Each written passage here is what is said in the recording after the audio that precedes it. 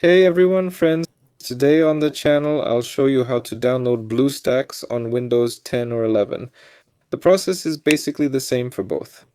Now, BlueStacks isn't in the Microsoft Store, so don't bother looking there, but if you open any browser and type in BlueStacks, yeah, here we click download BlueStacks, download BlueStacks. Here the installation will start right away, but you can check out all the versions, yeah.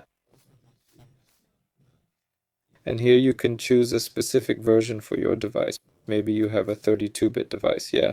So you might need this version accordingly, this installation. BlueStacks is actually more optimized for Windows 11. But since I'm on Windows 11, I'll just go with the 64-bit version. So here we open the installer.